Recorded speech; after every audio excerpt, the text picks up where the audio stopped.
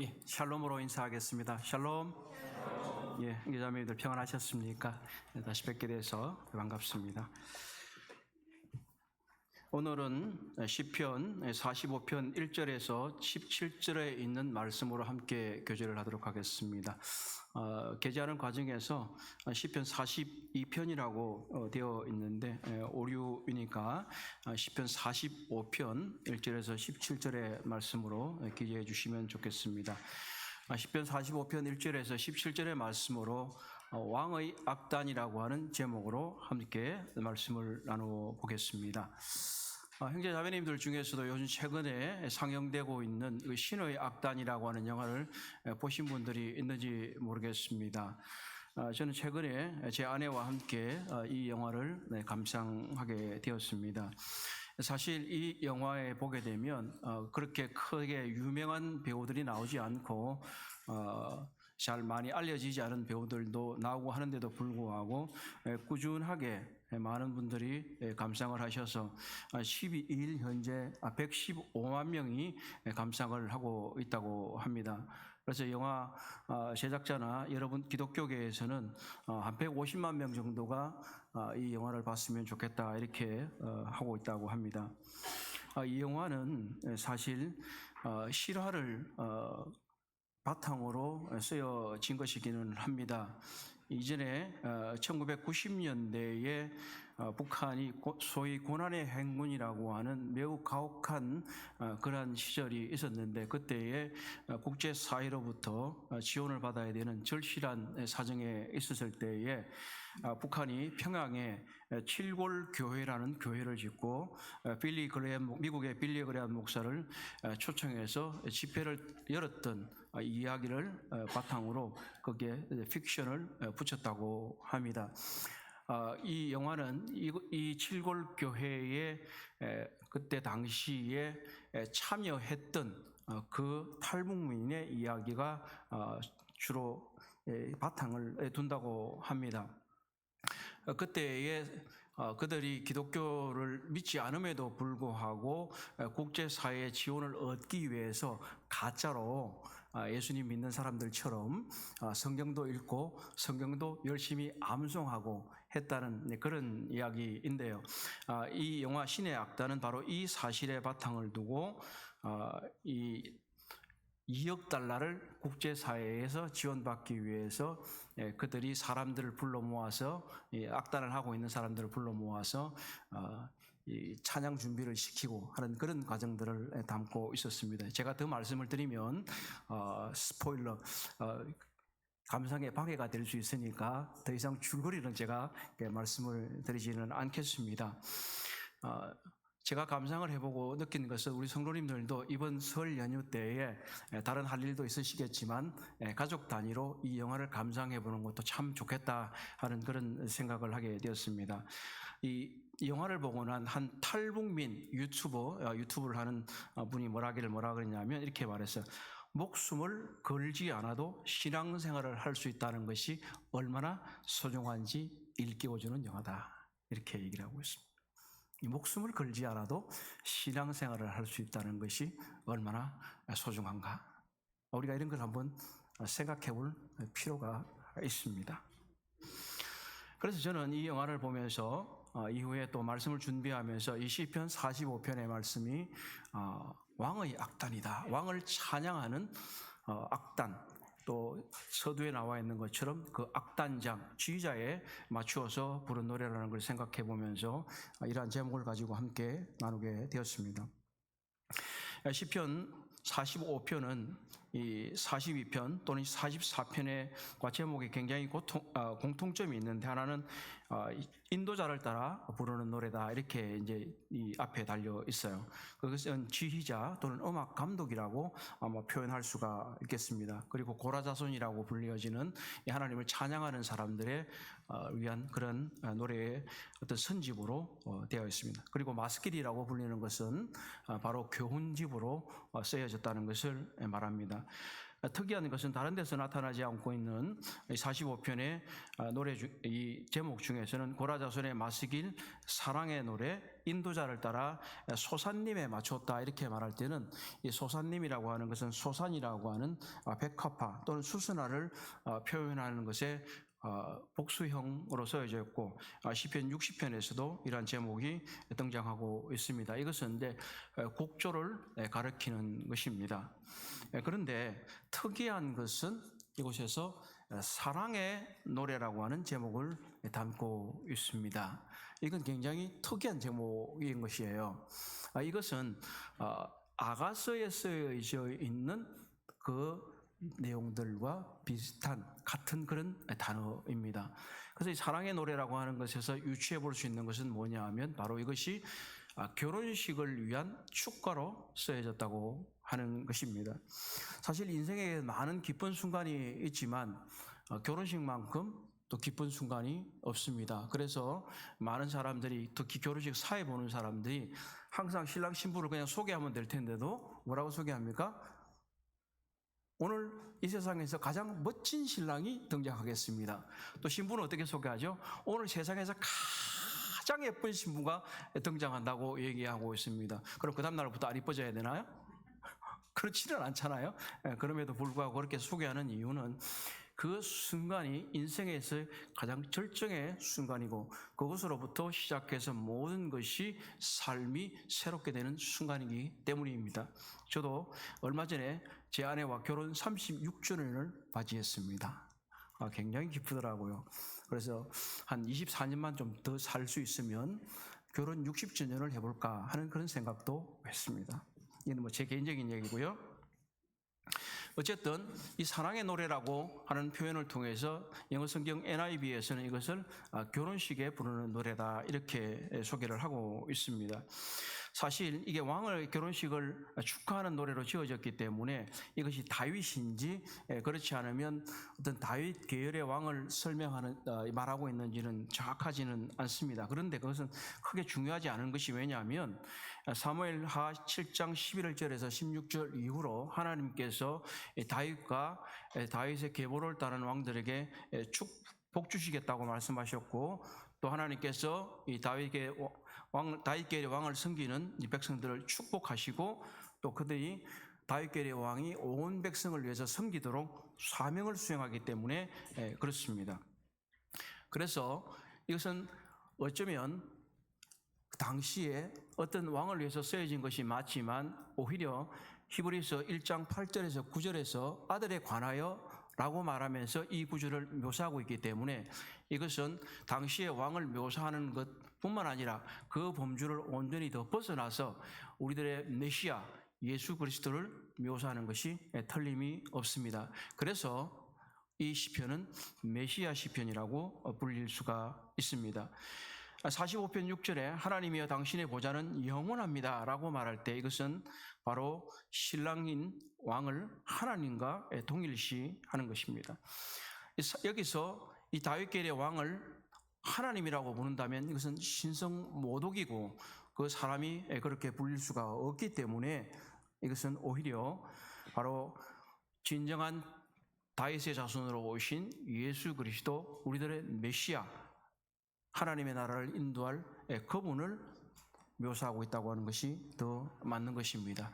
그렇기 때문에 우리는 왕의 결혼식을 축하하는 이 노래로서뿐만 아니라 오히려 하나님의 백성과 메시아의 결혼식을 축하하는 이러한 노래라고 생각한다면 우리는 이 당시에 유대인들이 이 찬송을 통해서 그들의 왕의 결혼식을 축하하고 장래에 오게 될 메시아를 찬송했던 것처럼 우리 자신들도 예수 그리스도께서 우리의 왕으로서의 영광과 위엄과 찬란함과 승리를 함께 축하할 수 있을 것입니다. 그래서 우리는 이 시편 기자가 얘기한 대로 이제 사랑의 노래라고 말하고 있고 그리고 인도자를 따라서 부르는 노래라고 되어 있는 것처럼 이제 우리는 바로 그 영화에서 나오는 사람들이 그 한 악단이 지휘자를 따라서 하나님을 찬양하는 그들이 처음에 의도하지 않았지만 그렇게 하는 것처럼 또 우리는 이제 진정한 하나님의 백성들로 부름을 받아서 왕의 악단으로서, 왕의 신부로서 하나님을 찬양할 수 있겠습니다. 더 구체적으로는 우리들의 메시아이신 예수 그리스도를 찬양할 수 있을 것입니다.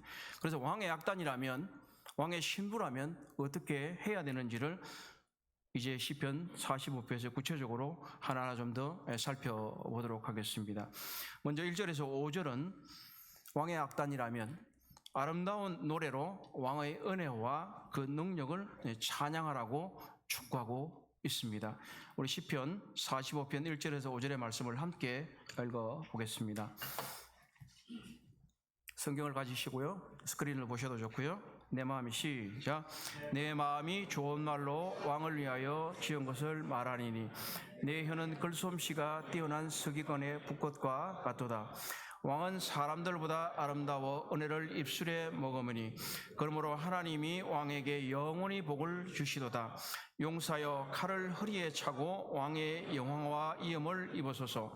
왕은 진리와 온유와 공의를 위하여 왕의 위엄을 세우시고 병거에 오르소서.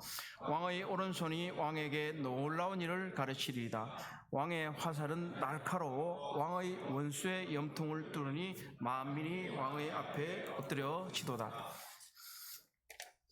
이 1절은 우리 시편 45편 전체의 서문 여파를 하고 있는데, 누가 쓰고 있는지, 무엇에 대해서 쓰고 있는지, 어떻게 쓰고 있는지를 잘 알려주고 있습니다. 여기서 시편 기자는 자신을 왕의 결혼식을 위해 시편을 지은 궁정의 서기관으로 묘사를 하고 있습니다. 이 세 번역의 이 1절이 굉장히 좀 재미있는데요, 이렇게 번역을 하고 있습니다. 마음이 흥겨워서 얼큰이 노래 한 가락이라네. 내가 왕께 드리는 노래를 지어 바치려네. 나의 혀는 글솜씨가 뛰어난 서기관의 붓과 같다네. 이렇게 노래를 하고 있습니다. 아마 이 세 번역 같이 노래라면 이렇게 하는 게 더 맞지 않을까 하는 그런 생각을 해보고 있습니다. 마음이 흥겨워서 얼큰이 노래 한 가락이라니. 우리 마음이 즐거우면 노래 한 가락씩 읊으시잖아요. 보면 옛날 어른들 보시면 장에 갔다 오시다가 기분이 좋으시면 어른들 노래 한 자락씩 하시더라고요. 우리들도 마음이 흥겨울 때 저절로 콧소리가 나온다고 합니다. 아이들도 보면 기분이 좋으면 이렇게 자기가 막 노래를 지어서 부르는 것 같아요. 뭐 사실은 무슨 말인지도 모르겠는데 애들이 그냥 막 노래를 부르더라고요. 어른들도 사실은 그렇게 했으면 좋겠다 싶습니다. 어른이 되면서 잃어가는 게 뭔지 아십니까? 어른이 되면서 가장 많이 잃어가는 게 웃음이라고 합니다. 아이들은 잘 웃어요. 그런데 어른이 될수록 웃음을 잊어버립니다. 노래도 슬픈 노래 많이 부르죠. 그러나 이 시편 기자처럼 우리는 하나님을 향한, 왕을 향한 좋은 말로, 좋은 것으로 찬양을 해야 할 것입니다. 이게서 좋은 말이라고 나오는 것은 히브리 말로 하면, 이것은 영어 성경에서는 뭐 어떻게 번역을 하냐면 히브리 말을 고상한 주제다 이렇게 얘기를 해요. 고상한 주제. 거의 이 영어 성경들은 이렇게 번역을 하고 있는데요. 이 핸델의 오라토리 오브 메시아를 작곡한 이 핸델만큼이나 아마 굉장히 뛰어난 사람이라고 볼 수밖에 없습니다. 그는 하나님에 대한 여러 가지 좋은 것들을 가지고 있었어요. 우리가 즐겨 부르는 은혜 아니면라고 하는 노래가 있죠. 그 주제는 은혜잖아요. 그리고 하나님의 사랑을 묘사하는 것들도 있고, 이 핸델은 왕 대신 예수 그리스도를 묘사하는데 그 주제를 가지고 자신의 모든 역량을 동원해서 했다고 하는 사실입니다. 그렇다면 우리 자신들도 왕에 대한, 바로 예수 그리스도에 대한 고상한 생각들을 우리의 마음과 생각과 글로 표현한다면, 그리고 노래를 지을 수 있는 사람이 있다면 그렇게 보면 좋겠습니다. 제가 알고 있는 몇몇 분들도 보면 그런 재질이 있는 사람들은 노래를 짓더라고요. 옛날에 우리는 이미 있는 노래들로만 생각했는데 요즘은 많은 사람들이 젊은이들도 노래를 지어서 부르고 있는 거죠. 우리 교회 젊은 한 자매님도 자기 아버지의 손길을 빌어서 노래를 지었다는 것도 알고 있습니다. 2절은 왕의 탁월함을 노래하고 있습니다. 사람의 아들보다 더 아름답다라고 말하는 것은 바로 왕은 인류의 이상형이며 모든 인류에 우뚝 솟아있다고 하는 것입니다. 그런데 그의 위대함은 어디에서 나오냐면 바로 은혜가 당신의 입술에서 부어졌다 하는 데서 나오는 것입니다. 이 은혜는 왕이 말하는 방식이나 왕이 말하는 내용 둘 다를 나타낼 수 있습니다. 그는 은혜로시기 때문에 은혜롭게 말할 수 있습니다. 예수 그리스도를 묘사할 때 그는 은혜와 진리로 충만하시다라고 말씀을 하고 있습니다. 우리는 바로 이 예수 그리스도께서 은혜로 충만하시고 은혜로운 말씀을 하시고 그렇다면 우리 자신들도 우리들의 입 가운데서 은혜로운 말들이 나아갈 수 있도록 해야 하는 것이 맞을 것입니다. 또 한편 3절에서는 왕의 위대함은 전사로서 전투에서의 권능에서 나오고 있습니다. 이는 그가 차고 있는 칼로서 묘사가 되고 있는데 하나님의 용사인 왕으로서 예수 그리스도는 죽음과 사탄을 정복하셨습니다. 그리고 이제 계시록에서도 보게 되면 하늘에서 무수한 우리들에 의해서 죽임을 당한 어린 양이 권능과 부와 지혜와 힘과 존귀와 영광과 찬송을 받으실 만하다라고 말하고 있는 것은 바로 우리 주 예수 그리스도께서 십자가에 죽으심으로 말미암아 그의만의 방법으로 죽음을 정복하시고 사탄을 정복하셔서 우리들에게 승리를 안겨주신 분이라고 하는 이 사실을 통해서 우리는 찬송할 수 있다고 하는 것입니다. 1절에서 5절은 특별히 이와 같이 바로 메시아의 성품과 그리고 그분의 능력을 찬송하고 있는 것입니다.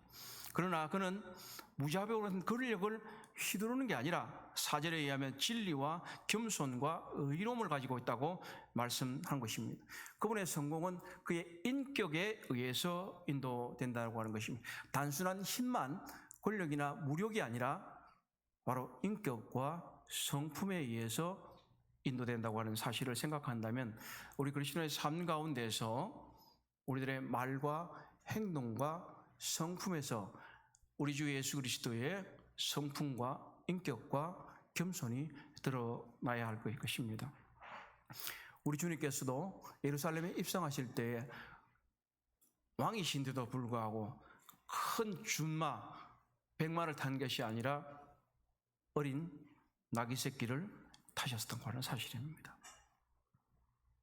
한편 5절에 특이한 표현이 나오는데 왕의 오른손은 그에게 두려운 일을 가르친다 이렇게 되어 있어요. 이건 좀 특이한 표현이고 어려운 말씀일 수 있는데 이건 히브리식의 문장 표현으로서 세번역이 우리들에게 이해를 좀 돕고 있습니다. 5절에 이 말을 왕의 오른손이 그에게 놀라운 일들, 두려운 일을 가르친다는 이 말은 세번역은 임금님의 오른손이 무섭게 위세를 떨칠 것입니다. 바로 예수 오른손은 그대로부터 뭘 상징합니까? 능력을 상징하잖아요. 예수님께서 바로 이와 같이 놀라운 능력을 가지셨다고 하는 것입니다. 조금 전에도 말씀드렸던 것처럼 예수 그리스도께서는 그분의 공적 사역을 통해서 원수들의 권세를 완전히 무산시켰습니다. 그것은 십자가에서 뿐만 아니라 이제 계시록 19장에서도 나오는 것처럼 하늘로부터 이제 땅으로 재림하셔서 원수들을 다 아마겟돈전에서 무찌르시고 승리하시는 놀라운 용맹한 장수로서의 예수 그리스도를 알 수가 있을 것입니다. 이와 같이 우리들의 왕 예수 그리스도는 그분의 겸손하고 온유한 성품뿐만 아니라 죽음과 사탄을 정복한 능력 있는 왕이시기 때문에 우리는 아름다운 노래로 왕의 은혜와 능력을 찬양해야 하는 것입니다. 우리는 주일날 뿐만 아니라 또 수요일과 여러 시간들 속에서 우리들의 개인적인 삶 가운데서도 계속해서 하나님을 높이는 찬양을 부를 때에 우리들의 마음도 즐겁고 하나님도 높아지시는 것입니다. 우리들 교회, 우리 인천 부평교회 특징 중에 하나가 찬송을 크게 부른다고 하는 것입니다. 제가 다른 여러 교회도 가봤지만 우리 교회만큼 목소리 높여서 찬송을 잘 부르는 교회도 드뭅니다.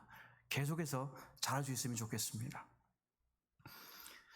6절에서 9절은 바로 또한 이제 정의로운 왕인 신랑의 주권과 영광을 찬양하더라고 했습니다.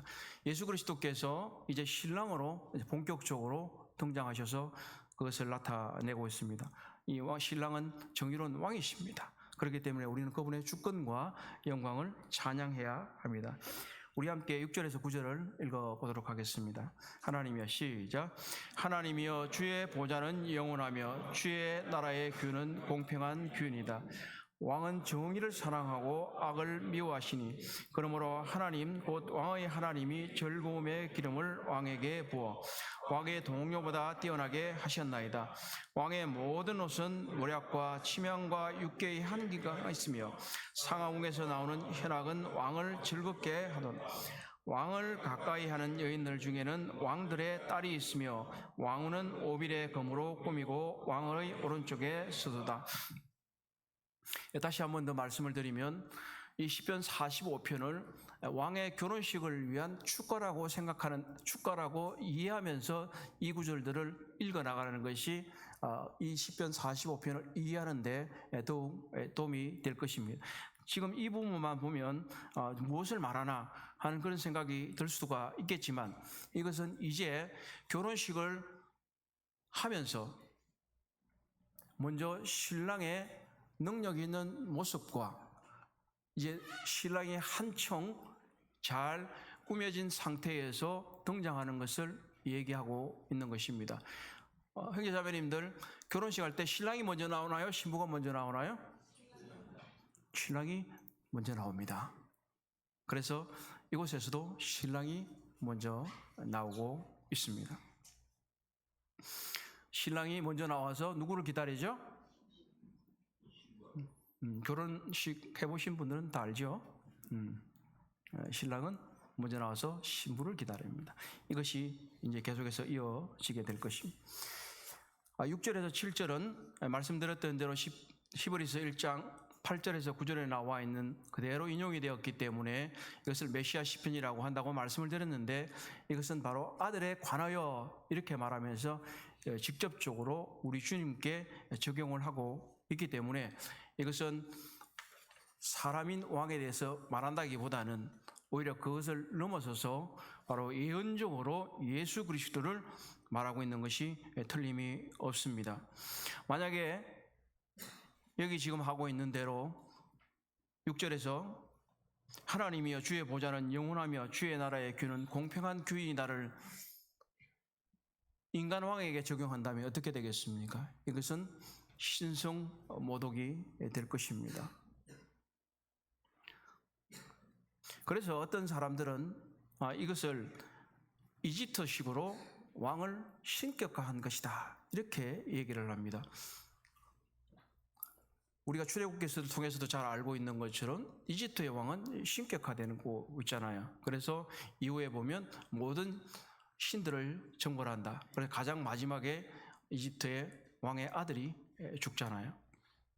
그렇게 이해를 하지만 이스라엘의 역사에서는 전혀 그런 것이 없습니다. 성경에서도 왕을 신격화하는 일은 절대 없습니다. 그렇기 때문에 이것은 왕을 말하는 것이 아닌 것입니다. 오히려 히브리서 1장 8절에서 말하고 있는 대로 하나님이라고 불리는 하나님의 아들에게 이것을 노래하고 있는 것입니다. 또 어떤 사람들은 이 그리스도의 신성을 부인하기 위해서 하나님이여 주의 보좌라는, 하나님이여라는 단어 대신 이것을 주의 보좌라는 번역을 받아들이지 않고 오히려 어떤 유대계의 왕들을 묘사하는 것이라고 생각하면서 메시아의 예노로 인정하지 않는데, 이것의 번역들 중에서도 일부 것을 확인할 수가 있어요. 공동 번역은 6절을 어떻게 번역하냐면 이렇게 말해요. 하느님의 영원한 옥자에 앉으신 임금님, 이렇게 말합니다. 그러면서 각 주에서 왕은 하느님의 대리자이시다, 이렇게 얘기를 해요. 그리고 가톨릭 성경에서는 이것을 오 하느님 같으신 분, 이렇게 번역을 했어요. 그래서 결국은 그들은 이 인간 왕이 하나님의 대리자로서 그 보좌에 앉아 있는 것처럼 묘사하고 있는 것입니다. 그래서 이 메시아의 예언성을 부인하게 되는 결과로 초래하게 되는 것입니다. 그들이 물론 그것을 의도하는 것은 아닐 수도 있을 것입니다. 그러나 여기서 분명하게 말할 수 있는 것은 6절은 하나님이요 라고 말할 때 바로 예수 그리스도가 하나님이시라는 것, 하나님의 아들이신 그분을 말하고 있는 것입니다. 제가 같은 내용이지만 히브리서 1장 8절에서 9절을 읽어보도록 하겠습니다. 히브리서 1장 8절, 아들에 관하여는 하나님이여 주의 보좌는 영영하며 주의 나라의 규는 공평한 규이니이다. 주께서 의를 사랑하시고 불법을 미워하셨으니 그러므로 하나님 곧 주의 하나님이 즐거움의 기름을 주께 부어 주의 동료들보다 뛰어나게 하셨나이다. 이렇게 말씀하셨어요. 여기서 왕의 하나님이 나오고 있기 때문에 또 사람이라고 생각할 수도 있지만 오히려 성부와 성자를 구분하고 있는 그런 표현으로 보는 것이 더 맞습니다. 분명히 여기서 말하고 있는 것은 6절에서 7절은 예수 그리스도가 우리의 영원한 통치자라시는 것이고 그의 통치는 의로울 것이고 모든 악이 제거된다고 하는 사실입니다. 그분이 통치하실 뿐만 아니라 또 성도는 함께 통치할 것이라고 말하고 있습니다. 7절에서는 하반부에서는 기름 부은 것에 대해서 말하고 있는데 이것은 왕으로서 취임하는 얘기를 하기보다는 왕도 취임할 때 이제 기름을 붓잖아요. 7절 하반부 7절에서 나와 있는데 이 기름 부음은 왕의 취임이라기보다는 오히려 결혼식을 준비하기 위해서 신랑에게 기름 붓는 아름다운 기름을 붓는 그 모습을 묘사하는 것이 더 맞는 것입니다. 이것은 왕의 취임을 축하하는 게 아니라 왕의 결혼식을 축하하고 있기 때문입니다. 우리가 상상을 해보면 계속해서 말씀드리는 대로 지금 이제 왕이 결혼식을 하려고 하는데 이제 왕이 그의 어떠한 사람인지 전반부에서 그분의 성품과 능력을 찬송했고 이제 왕이 등장했을 때에 그가 이제 그 아름다운 모습을 계속 얘기를 하고 있는 거예요. 신랑도 잘 이렇게 기름도 바르고 오늘도 저도 잠깐 기름을 발랐어요. 머리에. 주일이기 때문에. 이전에는 그렇게 했고 신랑들도 평상시에 안 하던 화장도 하고 꾸미고 머리도 더 단장하고 그렇게 하고 있습니다. 이 모습을 묘사하고 있고 그리고 8절에서는 그의 옷을 묘사하고 있어요. 평상시 안 입던 고급 양복 또는 턱시도도 입고 안 매던 타이도 매고 이게 안 꽂던 행커치프도 꽂고 이렇게 하는 것이 일반적인 결혼식 신랑의 모습입니다. 여기서 놀라운 모습으로 묘사를 하고 있죠. 그런데 우리 한번 생각해 볼 것은 예수 그리스도께서 이 땅에 오셔서 십자가에 못 박히실 때 그분의 옷은 어떤 옷이었습니까? 누추한 모습입니다. 그것도 로마 군병들이 찢어서 나누었습니다. 그러나 계시록에서 묘사하고 있는 이 왕이 재림하실 때 그 모습은 그 혁혁함과 그 옷의 영화로움이 말로 다 할 수 없다고 하는 사실입니다. 그렇다면 우리는 그분이 어떠한 분인지 그분의 재림을 기다리며 우리는 약혼한 신부로서 교회는 그리스도의 신부라고 말하고 있지 않습니까? 그분이 이제 다시 오실 때에 온전한 혼인이 성립이 되는 것입니다. 9절에 왕의 수행원들도 나와요. 들러들이 나와요. 왕의 딸들이라고 하는 표현은 공주들이라고 얘기할 수 있습니다. 그러므로 이것은 단순하게 왕의 궁정에 있는 어떤 왕의 즐거움을 위한 그런 시녀들이 아니라 왕을 동반하기 위해서 함께하는 아름다운 그런 신부들, 수행원들을 얘기할 수가 있습니다. 우리는 이제 처음에 아름다운 노래로 왕의 은혜와 능력을 찬양해야 된다고 배웠고 또 우리는 정의로우신 왕인 신랑의 주권과 영광을 찬양해야 된다고 배웠습니다.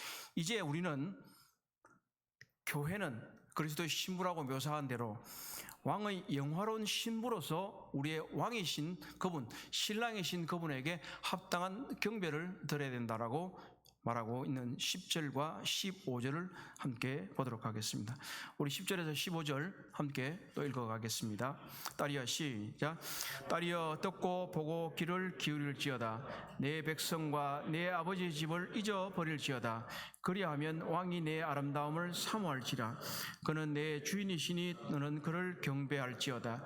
두로에 따른 예물을 드리고 백성 중 부한 자도 내 얼굴 보기를 원하리로다. 왕에 따른 궁중에서 모든 영화를 누리니 그의 옷은 금으로 수놓았도다. 수놓은 옷을 입은 그는 왕께 인도함을 받으며 시종하는 친구 처녀들도 왕께로 이끌려 갈 것이라. 그들은 기쁨과 즐거움으로 인도함을 받고 왕궁으로 들어가다. 이 부분은 두 부분으로 나눠볼 수가 있는데요. 10절에서 13절까지는 신부가 준비되고 있는 모습이고 14절과 15절은 이제 신랑에게로 인도되는 장면을 묘사하고 있습니다. 여기서 특이한 것 중에 하나가 이제 신부가 왕비가 되기 위해서 왕과 결혼하기 위해서 준비하는 이 가운데에서 잠언에 있는 표현절처럼 잠언에서는 아들아 내 말에 귀를 기울여라 이렇게 얘기를 할 때에 이곳에서는 딸이여 듣고 보고 귀를 기울일지어다 이렇게 말을 하고 있습니다. 그러면서 이제 왕의 신부로서 왕비로서 되는 너는 어떠한 사람이 되어야 되냐, 어떠한 태도를 가져야 되냐 이렇게 말하고 있어요. 이것은 오늘날 그리스도 예수의 신부인 우리들에게 하시는 말씀이라고 하는 것입니다. 첫 번째로 그가 이 시편 기자가 말하는 것은 그녀에게 어떻게 말합니까? 자신의 민족과 아버지의 집을 잊어라. 우리말에서는 출가애니다 이런 말은 있지만 그것은 조금 이제 유교적인 방식이지만 그가 이제 새롭게 결혼하게 되면서 이전에 갖고 있었던 자신의 출신이나 또는 자신의 지역이나 이것들과 아버지의 집을 다 잊어버려라 이렇게 얘기를 하는 것입니다. 그것은 그녀의 옛 정체성과 인연을 끊어버리라는 거예요. 온전히 신랑에게 집중해야 된다 이렇게 얘기를 하고 있는 거예요. 교회가 그리스도께 나갈 때 어떻게 해야 되겠습니까? 우리는 우리들의 사회적인 배경과 이전에 그리스도를 믿기 전에 갖고 있었던 많은 것들이 있습니다. 우리들의 세속적인 가치관이 있을 수도 있고 또는 우리들의 사람들과의 관계 속에 있을 수도 있습니다. 제가 누차 형제자매님들에게 간증을 드렸던 것처럼 제 집안은 친가 예가를 막론하고 제가 믿을 때 아무도 예수 그리스도를 믿는 분이 없었습니다. 그들은 저에게 수많은 그들의 가치관을 강요했고 그들과 함께할 수 없는 수많은 것들이 있었습니다. 물론 주께서 허락하셔서 그들 중에 일부는 예수 그리스도를 믿었지만 그들 가운데 어떤 분은 저에게 수많은 핍박을 가하면서 그들의 가치관을 저에게 강요했습니다. 그럼에도 불구하고 저는 그것을 그렇기 때문에 단절할 수밖에 없었던 그러한 사연들도 저에게 있습니다.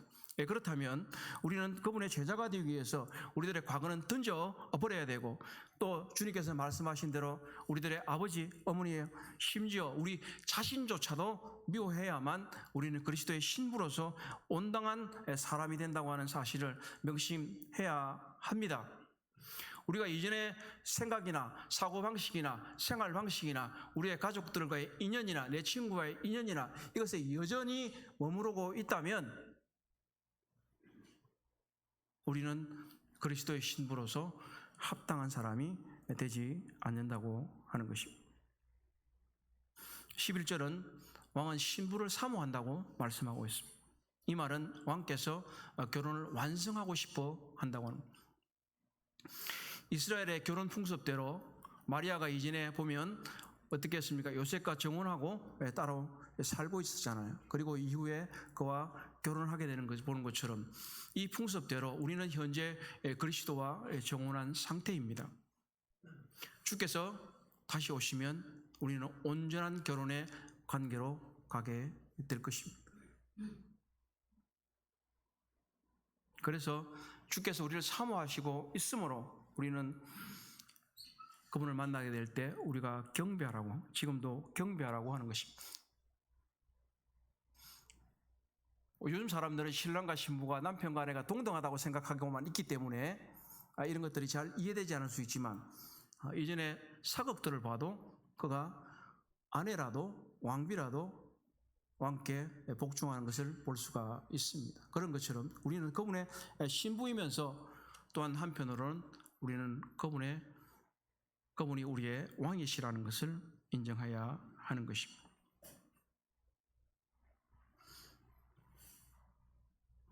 12절 이하는 이 신부가 갖고 있는 놀라운 총애를 말하고 있는데 수많은 사람들이 그에게 예물을 바칠 것이라고 하는 것, 이렇게 말하고 있습니다.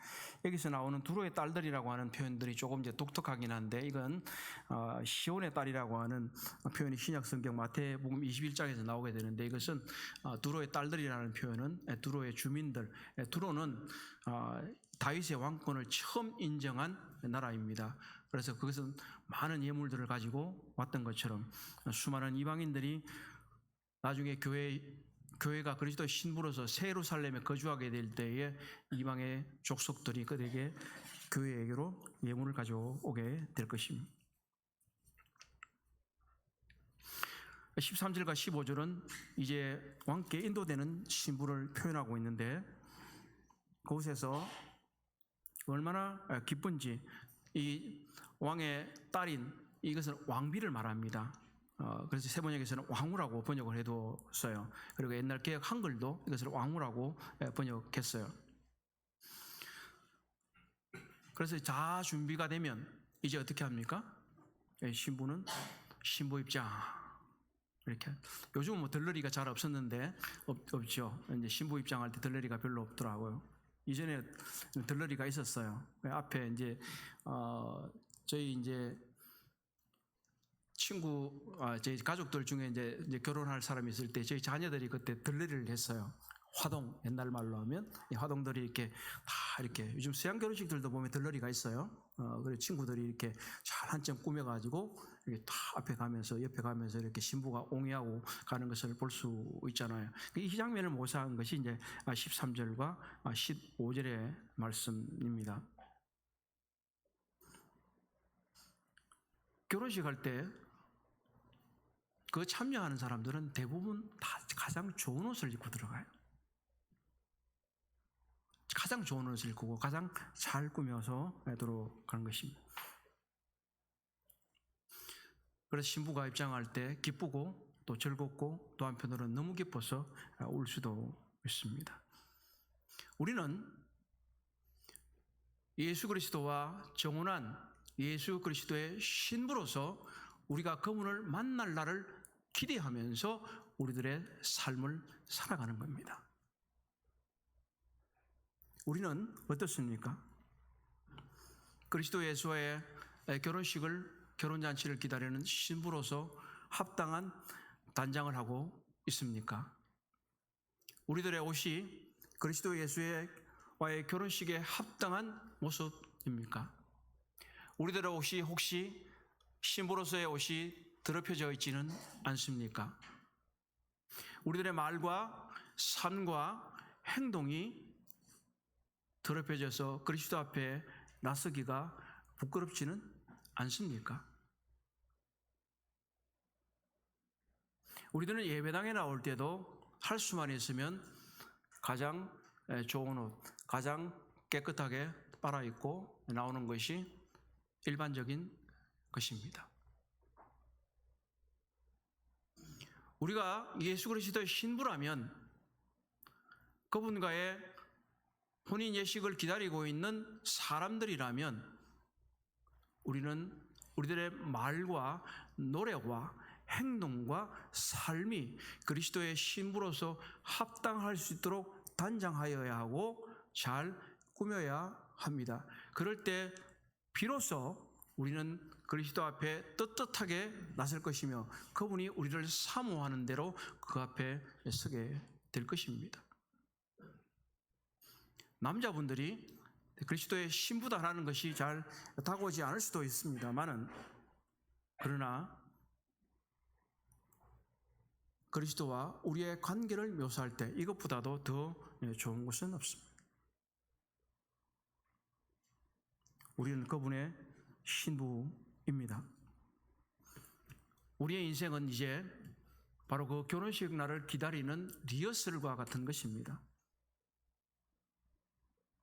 결혼식 하기 전에 리허설 많이 하잖아요. 한치라도 틀리지 않기 위해서 준비합니다.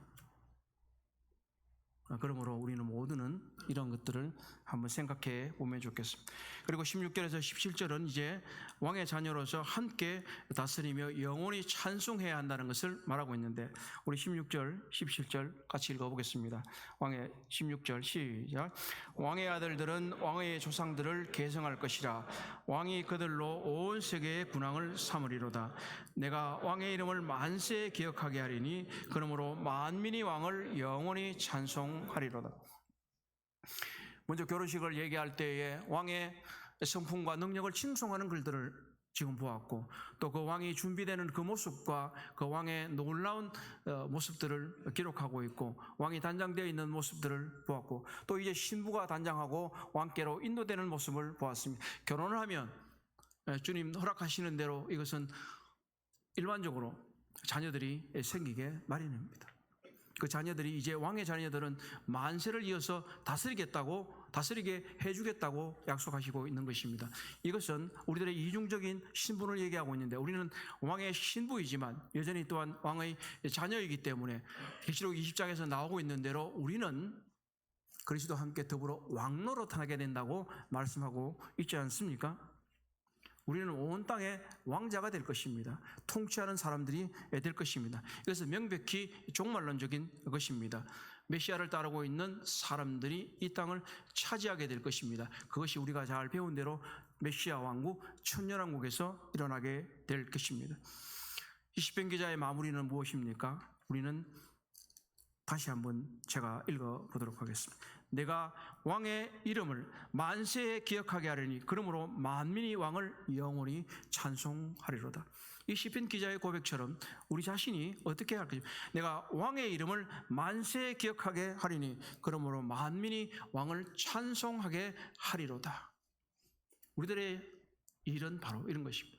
우리들의 왕이신 예수 그리스도를 만세에 기억될 수 있도록, 세대를 이어가면서 기억될 수 있도록 우리는 우리들의 삶을 하나님께 드려야 합니다.